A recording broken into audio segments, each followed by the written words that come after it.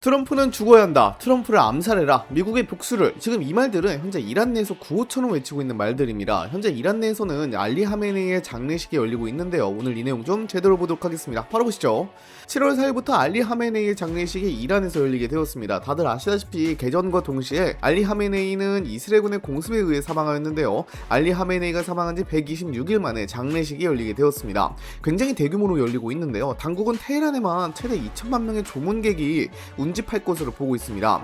이게 규모가 너무 크다 보니까 테헤란시에서는 빵 5천만 개를 준비한 상태고요. 수도권 내 모스크 5천여 곳과 학교 700곳을 숙소로 개방한 상태입니다. 그리고 이 기간 동안 테헤란 시내 상점들은 강제 휴업을 한다고 합니다. 장례 일정은 7월 9일까지 이어질 예정인데요. 7월 4일부터 7월 5일까지 일반 시민들이 테헤란 모살라에 안치된 알리 하메네이 관 앞을 지나며 추모하는 방식으로 조문을 할 예정이라고 합니다. 그리고 7월 6일부터는 이란 중부의 종교도시인 곰으로 옮겨 조문 행사를 이어나가고 7월 7일부터는 이라크의 시아파 성지인 카르발라를 비롯해 바그다드와 나자프에서도 장례식이 진행될 예정입니다. 그리고 마슈아드로 이동한 뒤 7월 9일에 매장 행사로 장례 일정을 모두 마무리할 예정인데요. 장례식은 알리 하메네이만 진행하는 것이 아니라 사망한 가족 4명과 같이 진행을 합니다. 다만 장례식장에 모인 이란인들의 분위기는 예상보다 훨씬 격앙되어 있었습니다. 거리 곳곳은 상복을 입은 조문객들로 가득 찼지만 애도의 분위기만 이어진 것은 아니었습니다. 많은 시민들은 복수를 상징하는 붉은 깃발을 흔들며 강한 분노를 드러냈고 군중 사이에서는 미국의 죽음을, 복수, 트럼프는 죽어야 한다와 같은 구호가 끊임없이 터져나왔습니다. 감정이 고조된 일부 참가자들은 구호를 외치는 수준을 넘어 미국과 이스라엘을 향한 보복을 촉구하는 발언까지 이어갔습니다. 현장에 모인 사람들의 목소리는 시간이 갈수록 더욱 거세졌고 장례 행렬이 지나가는 동안에도 복수를 요구하는 함성이 여러 차례 울려 퍼졌습니다. 특히 연설이 진행되는 자리에서는 더욱 과격한 발언도 나왔습니다. 일부 시민들은 도널드 트럼프 미국 대통령을 거론하며 암살해야 한다는 취지의 발언까지 쏟아냈고 이에 주변 군중들이 박수와 함성으로 호응하는 모습도 포착됐습니다. 물론 이러한 발언이 이란 정부의 공식 입장을 의미하는 것은 아니지만 최고 지도자의 사망 이후 미국을 향한 적대감이 상당한 수준까지 치솟아 있다는 점을 보여주는 장면으로 평가되고 있습니다. 장례식은 국가 지도자를 추모하는 행사였지만 현장의 분위기는 추모를 넘어 미국과 이스라엘에 대한 분노를 표출하는 집회에 가까운 모습으로 흘러갔습니다. 이런 분위기가 이어질수록 이란 내부에서는 보복을 요구하는 여론이 더욱 거세질 가능성이 크고 새 지도부 역시 이러한 민심을 무시하기 어려울 것이란 전망이 나오고 있습니다. 또한 장례식 날짜가 7월 4일로 정해진 점도 주목할 필요가 있습니다. 이 날짜는 미국이 독립기념일을 맞는 날이며 올해는 건국 250주년이라는 상징성까지 더해졌습니다. 미국 전역에서는 대규모 기념행사와 불꽃놀이가 열리는 날인데 이란은 바로 그 시점에 최고 지도자의 장례식을 진행하며 전 세계의 시선을 동시에 끌어모았습니다.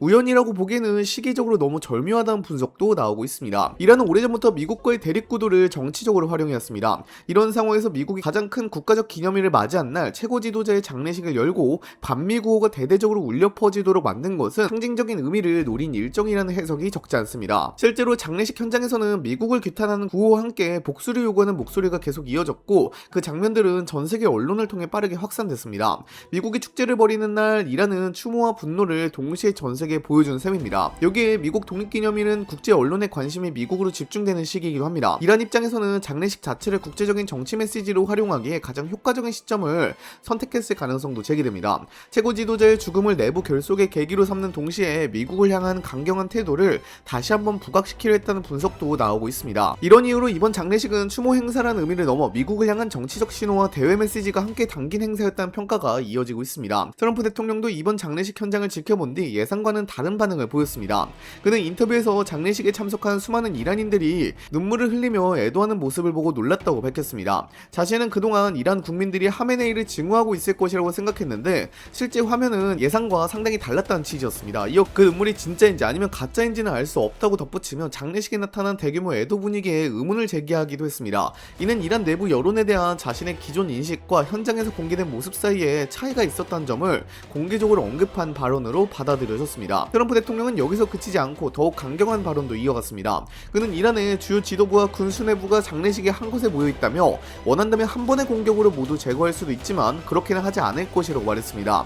사실상 장례식 장소가 군사적으로 매우 취약한 표적이 될 수 있다는 점을 공개적으로 언급한 셈입니다. 이러한 발언은 미국이 이란 지도부의 위치와 동선을 충분히 파악하고 있다는 점을 과시하는 동시에 군사적 선택지를 언제든 검토할 수 있다는 경고성 메시지를 보낸 것으로 해석되고 있습니다. 한편 미국과 이란 간의 협상은 7월 11일에 파키스탄에서 재개될 예정입니다. 하지만 양측 간의 이견차는 아직도 좁히지 못한 상태입니다. 상태인데요. 6월 21일에 스위스에서 양측 간의 고위급 협상을 시작했습니다. 이때 이란은 수십억 달러 규모의 동결 자금을 일부 해제하는 데 합의했다고 주장했는데 미국은 정반대 의견을 내놓았기도 했고요. 또 호르무즈 해협 관련 문제도 첨예하게 대립하고 있는 상황입니다. 호르무즈 해협에 대한 이야기를 하면 좋을 것 같은데요. 이란은 계속해서 호르무즈 해협을 이용하는 선박에 부과하는 수수료를 받아야겠다고 강하게 주장하고 있는 상황입니다. 그러면서 중국 등 우호국에는 특별 대우를 제공하겠다는 입장을 밝혔는데요. 또한 이란은 이러한 수수료가 통행료가 아니라 통항 선박의 안전보장과 감독, 대형 선박 운항에 따른 환경 문제에 대한 비용이라고 주장을 하였습니다. 물론 그게 거기서 거기긴 하지만 이란은 이러한 단어 하나하나까지 세밀하게 자신들이 유리한 방향으로 유도하고 있는 모양새입니다. 또 오만도 흔들리고 있는 모습인데요. 보도에 따르면 오만은 최근 미국을 비롯한 서방 국가들의 호르무즈 해협을 이용하는 선박들로부터 서비스 수수료를 받는 방안을 담은 공식 제안서를 전달했습니다. 현재 이란과 협상을 진행 중인 미국 협상단도 해당 제안을 전달받은 것이라고 전해졌는데요. 이란은 이를 통행료가 아니라 선박 안전 관리와 항행 지원을 위한 비용이란 논리로 설명하고 있습니다. 국제법상 통행의 자유를 침해한다는 논란을 피하기 위해 표현까지 신중하게 선택하고 있는 모습입니다. 오만이 참고 사례로 제시한 것은 말라카 싱가포르 해협입니다. 이곳은 세계에서 가장 붐비는 해상 교통로 가운데 하나지만 수심이 얕고 폭도 좁아 선박이 암초에 부딪히거나 충돌 사고가 발생할 위험이 큽니다. 과거에는 해적 피해도 적지 않았기 때문에 항로 안전시설을 설치하고 바닥바닥을 준설하며 항로를 지속적으로 관리하는 데 상당한 비용이 투입됩니다. 이러한 이유로 국제해사기구와 협력 체계를 마련했고 해협을 이용하는 선박들이 자발적으로 기여금을 내는 항로 표제기금 제도가 운영되고 있습니다. 하지만 국제사회는 호르무즈 해협을 말라카 싱가포르 해협과 같은 사례로 보기 어렵다는 입장입니다. 호르무즈 해협은 수심이 약 70에서 100m 이상으로 매우 깊어 소대형 유조선도 큰 제약 없이 통과할 수 있습니다. 항로를 유지하기 위해 대규모 준설 작업을 반복적으로 시행해야 하는 환경도 아닙니다. 해협 구조 역시 말라카 해협보다 훨씬 관리가 수월하다는 평가가 많습니다. 이런 이유로 별도의 관리 비용을 근거로 선박들에게 새로운 비용을 부과하는 것은 설득력이 부족하다는 지적이 이어지고 있습니다. 만약 이러한 제도가 실제로 추진된다면 국제 해운업계와 원유 수입국들의 반발도 상당할 것으로 예상되며 향후 협상 과정에서도 중요한 쟁점 가운데 하나가 될 가능성이 커지고 있습니다. 다만 더 큰 문제는 오만이 통행료를 안 받겠다고 주장을 했었는데 이제는 수수료를 받는 것이 어떠한지 서방 세계에 물어보고 있다는 겁니다. 입장이 조금 바뀌었다는 것을 알 수 있죠. 그렇다 보니 미국의 고민은 더 커지고 있는 상황입니다. 여기서 가장 중요한 인물로 떠오르는 사람이 바로 후계자로 유력하게 거론되는 모즈타바 하메네이입니다. 그는 최고 지도자의 아들이라는 상징성을 갖고 있지만 지도자로서 자신의 권위를 확실하게 인정받아야 하는 첫 번째 시험대를 맞이하게 됐습니다. 문제는 모즈타바 하메네이가 이번 장례식에 참석도 안 한 상태인데요. 굉장히 이례적인 일이기도 합니다. 무엇보다 이번 장례식에서는 미국과 이스라엘을 향한 복수를 요구하는 목소리가 끊이지 않고 이어지고 있습니다. 혁명 수비대를 비롯한 강경 세력 역시 새로운 지도부가 이전보다 더 강한 대응에 나서야 한다는 분위기를 만들고 있는 상황입니다. 이런 여론이 계속 커질 경우 모즈타바 하메네이가 이를 외면하기는 쉽지 않을 것이라는 전망이 나오고 있습니다. 반대로 성급하게 군사행동을 선택하는 것도 상당한 위험을 안고 있습니다. 현재 미국과 이스라엘은 이란의 움직임을 면밀히 감시하고 있으며 추가적인 도발이 확인될 경우 즉각 대응하겠다는 입장을 유지하고 있습니다. 이런 상황에서 보복 공격을 감행한다면 군사 충돌이 다시 확대될 가능성을 배제하기 어렵습니다. 특히 이란은 최근 전쟁으로 군사시설과 핵시설, 지휘체계까지 적지 않은 피해를 입은 만큼 이전과 같은 방식으로 충돌을 이어가기에는 부담이 적지 않은 상황입니다. 반면 아무런 대응을 하지 않는다면 내부 정치적 부담이 더욱 커질 수 있습니다. 최고 지도자의 사망 직후 열린 대규모 장례식에서 수많은 시민들이 복수를 요구했고 강경 성향의 종교계와 정치권도 강한 대응을 촉구하고 있기 때문입니다. 새 지도부가 협상과 안정만 강조할 경우 강경파를 중심으로 지도력이 부족하다는 비판이 제기될 가능성도 있습니다. 이런 이유로 모즈타바 하메네이는 출범 직후부터 군사적 충돌을 피해야 한다는 현실과 내부의 강경 여론 사이에서 매우 어려운 선택을 해야 하는 상황에 놓이게 됐습니다. 앞으로 그가 어떤 결정을 내리느냐에 따라 미국과의 협상은 물론 중동 전체의 긴장 수위도 크게 달라질 가능성이 있다는 분석이 나오고 있습니다.